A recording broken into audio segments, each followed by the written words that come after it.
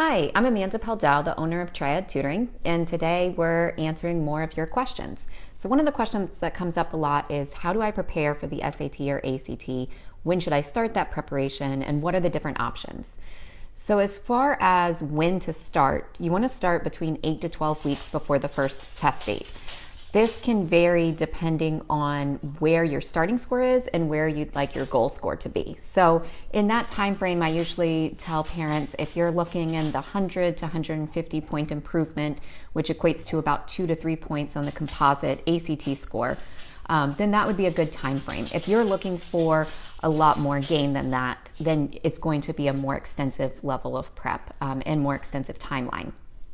How to prepare is kind of depends on your student, and so you need to think about how your student best learns and how they're motivated.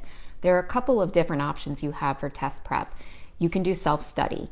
There's a lot of resources out there. There's various study guides. Some of them have full-length practice tests like the official SAT study guide and the official ACT study guide. Some of them are more specific workbooks tailored to one particular content area. Some of them are online resources, like Khan Academy has a partnership with the College Board and provides SAT prep. These are good options if you have a student that's really self-motivated, that can stay on track on a schedule on their own.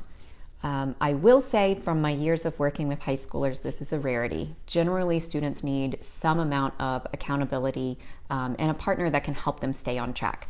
Honestly, I know even I need that. So I definitely can see how that is possible with a student. So your other two options then are group SAT prep and one-on-one. And again, this comes down to thinking about your student and how they work best. Some students really like the group study situation because they've got some built-in study partners that they can work on outside of class to work on homework. They also maybe like learning from their peers, and this also means that you have a student that can focus in a group and also feels comfortable asking questions in a group. So those two things are really critical when you're thinking about whether group prep is a good option.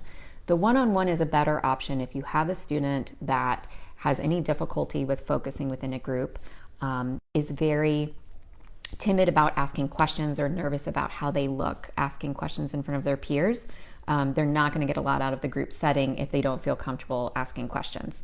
So those types of students work better in a one-on-one situation. Another time where one-on-one is really a better option is if you have a student that's at either end of the extremes on the score ranges. Those students often work best in a one-on-one setting because they may, if they're at a lower score range, may need a little bit more remedial work than you might find in a group setting. And if they're at the other end, where they're in the higher score ranges and trying to shoot for 14, 1500, they may need to work on just very specific areas, maybe some of the one-off questions in math. And again, those are things that you're not going to get as much of in the group setting. So think about your student. Think about planning about 8 to 12 weeks before the test date, and think about which type of preparation is going to work best for them. If you have any questions, as always, feel free to give me a call and we can talk through your individual situation. Thanks.